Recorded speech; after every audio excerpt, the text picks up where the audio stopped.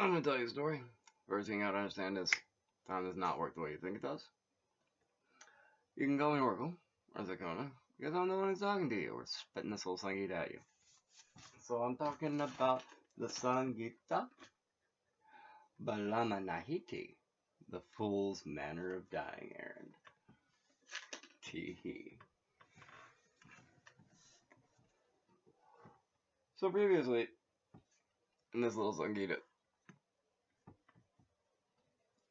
the fool, the near booty, the not the near booty, Mirko, with his jester's cap, had already seen 6 Yogi Veed, 6 magicians, 6 Magu,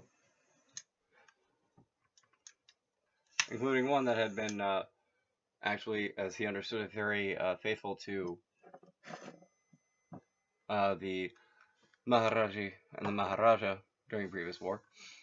He'd also seen the high priestess who had also served as Arjuna for them as an archer for the cadre of that actual like specific small group of people. And so this dude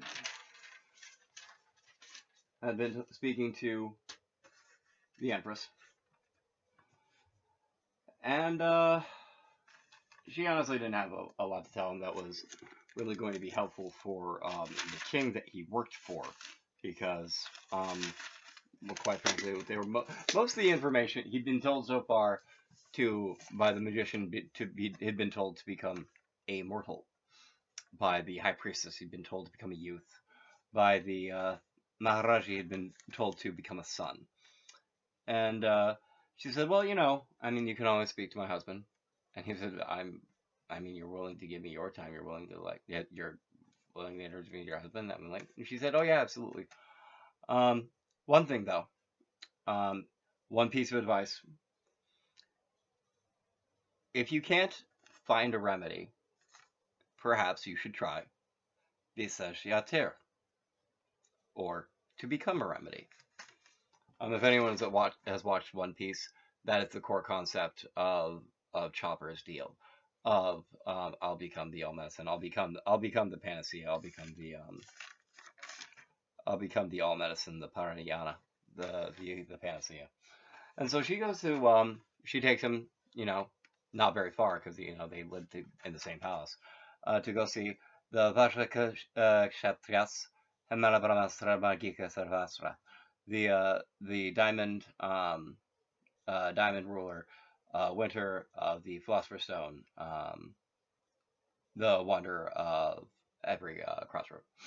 And so this man is like the others before him, all of them Dharmalika, all of them wizards, specifically like Dharma wizards. He is his Dharmalika of Dharma Satyasapatha, Dharma of True Oath. And he is known as being death drinking and death giving, being Marata Kamarata. And he has known to wear, or Daryate, cluster of amulets, Raksapatulika, including the all-preserving amulet, Sarnaraksana Kabaka. Although, in order to throw off whether it is, as many suspect, the phylactery-looking type thing, which is a amulet in the shape of a box with a special Pradesara uh, uh, cord to hold it. Raksa Karanandaka, that's amulet with a box-shaped amulet, and Magala Pratisara, which is a cord to hold an amulet specifically. He was known as both a shade friend and the sun's son, Chayamitra Ka Adrivya Adrive Sunu, and was known to be second only to his wife for the quality of his parihasta, or amulets worn around the hand to ensure childbirth. He was known to have been to have covered himself in many unguents, including the unguents of 4 kinds: the Katu, the Cloud Unguent, the Gana Jani, the Black Unguent, the Kalajana, the Alkaline Unguent, the Kasarajana, and was known to be well reputed as in the previous group that he had been a part of to have been Rama with the axe, so much that he was known as the Forest of Axes, which I thought to look up, but I thought I looked up, but I didn't look up. But Rama with the axe is Para Zarama, and he is the young man has already been invited to dine with the king and the queen, or the Maharaja and the Maharaji by the Maharaji, and he's already accepted because um it would be incredibly stupid and rude to do so to reject such an offer. But he understands that he's going to have a long night of listening to the king because the king has a lot to know about. The king is of the way of the sophist or the kupatha, and so he's like, wow, I may have to listen to a lot, and a lot of it may have absolutely nothing to do with what I'm here for, but I'll be interested in all of it, for one, and two, there's a solid chance I'm going to hear what I'm here for, and I won't have to go through like the whole friggin' marga. Because this is a long marga. I know what this marga is. I've been aware of, like, most people know about this marga.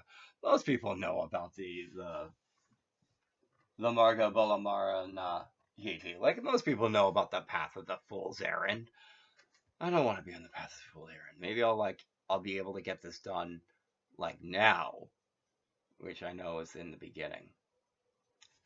He crosses his fingers inside his head. He's like, I hope. Asa, Asa, Asa, Asa, Asa, Asa, Asa, Asa, Asa, all the hope, all the hope, all the hope. And he's before dinner, the king treats him to an Agna Krita show, or a fireworks show, and while he's able to like slip in a couple questions, and yes, because the king is reputed to have become immortal himself. He's reputed to be a friend of immortality, and the king just smiles and says that well, in his case, it involved a lot of samsne yahati, and since that basically means applying unguents, and the dude knows about so much about unguents, the fool is like, oh, man, I walked right into that one. But he also leans in during the fireworks display and sort of grins a little bit and says, "The Avukushkishka is lohiti bhavati," and that means to become red, which basically is the king saying, "Well, you could always work on your Kundalini work."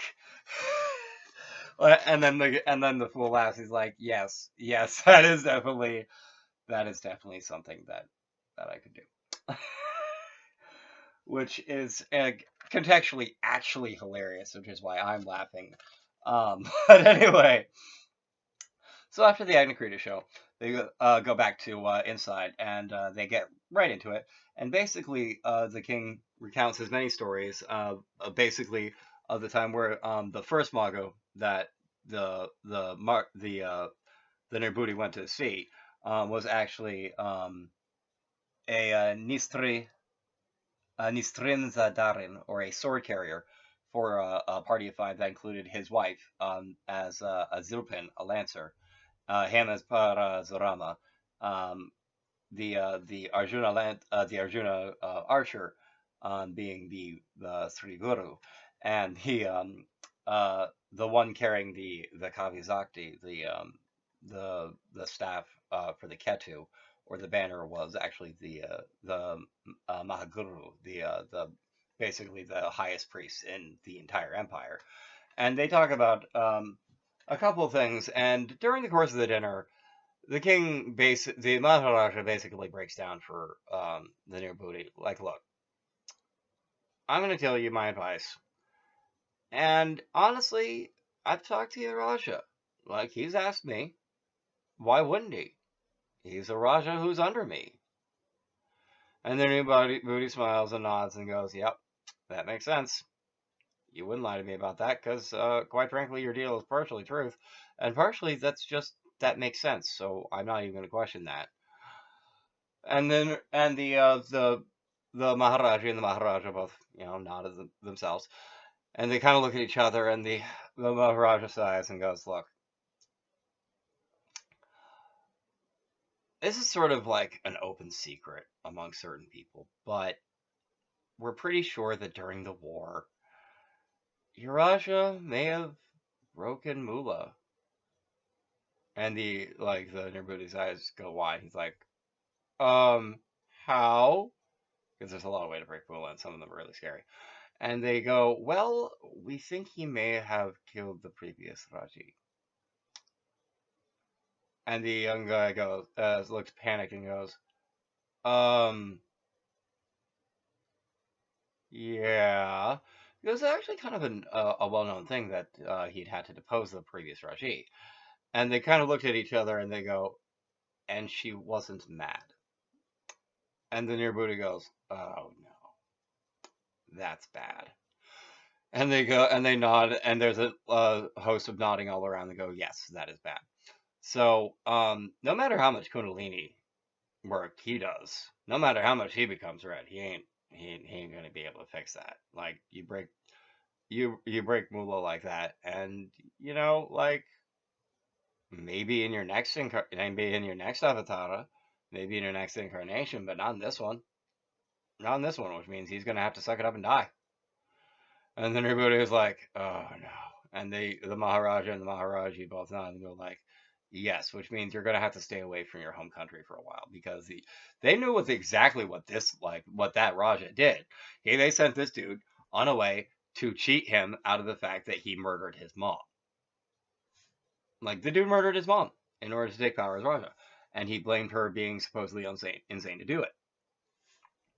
It's honestly something that's happened before all over the world, bunch of different places. Sometimes the excuse is they've gone mad. Sometimes it's actually like sometimes the aristocracy legitimately believes the king has gone mad because the king is too much caring about the peasants, and that's sometimes something the nobility is like, no, we can't have them. We can't have the king caring about. We can't have the guy on the top actually caring about the people on the bottom. That's not how we want this to work. And like that's the occasion where the king is like, or the Raja or the Raji is deposed, and it's a good thing. And like if there is a Maharaja above them, then they're like, "Yep, that's fine." But like apparently this was something that happened like during the war, when when the Maharaja was yet to be established, and this dude apparently like basically murked his mom, and then came to fight on the Maharaji's side because they were clearly going to win.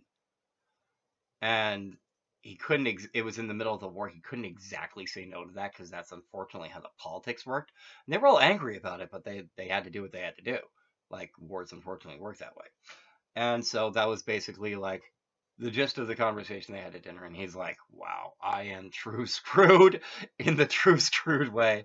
And they're like, yeah, well, he took the oath of secret immortality, and I'm pretty sure that like the mago who gave you that oath did so specifically because like he at least heard the rumors, because there were a lot of Magavi, there were a lot of Mago, lot of Mago and a lot of Dharmalika who fought during the war. So like they probably heard. I mean, especially on the front lines, they probably heard. So as a sword bearer, this guy knew the story directly. Like the first Mago definitely knew the story directly, as did the high priestess. So when they ask you about like, are you doing this for yourself? Are you doing this for someone else?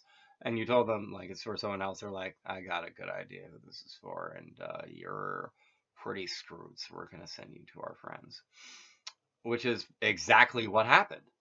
And so they're like, all right, so you're on the rude path. You're on the rude Marga. You got sent. You got sent on the Marga Balamarna Hiti. Balamarana Hiti. And the guy goes, oh no. Said, yep. So here's what I'm going to tell you, kid. This is the basic advice I'm going to give to you. If you are in a position where you can Dadati and it's not going to hurt you, do so. Dadati means get. And if you're in a position where you can Upakaran Karuti and it will not hurt you, do so. If it hurts you, then, make more of a choice about it. Like, you can still decide to do it, if it'll hurt you, based on how badly it hurts you. But this is a point where you need to decide, is the amount it's going to hurt me worth how much you want to help them? I'm a king. It's my job to help everybody.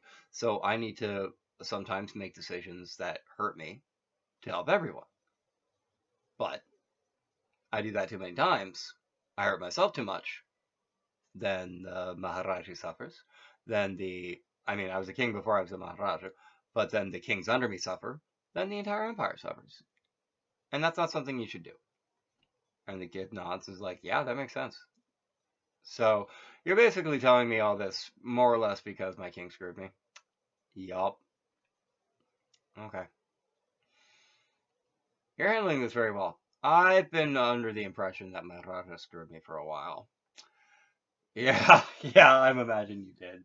They laugh a little bit grimly, but that's fine. We'll introduce you to the Utama Brahmasi, and we'll see what he tells you, and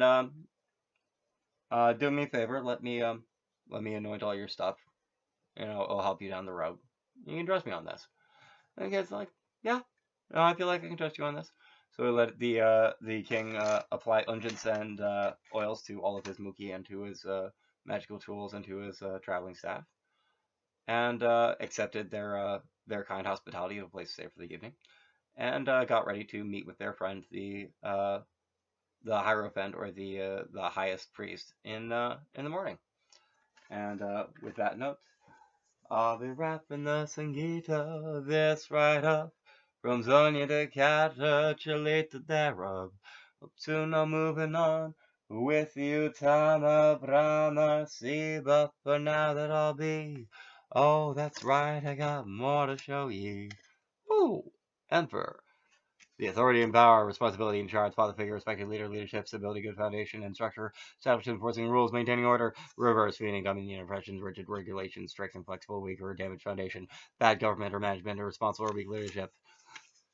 Blah. The Emperor. I can't exactly find where I put the rest of the major arcana. Oh, wait a minute. Boom. That is the Empress, which I probably didn't show you last time. And here is the Emperor, which I know I was afraid I wasn't going to be able to show you this time. And here is the Emperor again. Build a firm base of clear knowledge. Do not become too rigid. Remain open and lucid to retain control, know, and serve the higher force. Build your world in beauty and light. Do not forget the Emperor remains the Emperor because he has a global sense that others do not necessarily possess. He is overthrown if he does not serve his constituents. Remain in power. Use your insight and serve those around you. As he was talking about, all of the Raja will suffer if I do things wrong. So, with that note, I will read the Emperor from... Oh, nope, I won't. I'll do it now. All right, and the Emperor. Stability, power, a protection, a great person, conviction, reason, reverse, benevolence, compassion, credit, also confusion to enemies, obstruction, and immaturity. This is Oracle with the Pagwa Maha, the Mahabhaga of the cards that are trumps. If you're playing the game of Krita Pada all the way up, the way of tarot way when all the ways they be up, but also the Karna major they be. This be Sakuna Oracle me. Talk to you later tonight. Hopefully soon they'll be alright. Hopefully you're having good Thanksgiving. Like the feast that the nobody's having. That would be a good thing to have. Today would be Thanksgiving after all then. If whether you be watching it later, that be part of why time doesn't work where you might think it works usually. This is Oracle. Till then, have a good evening or morning.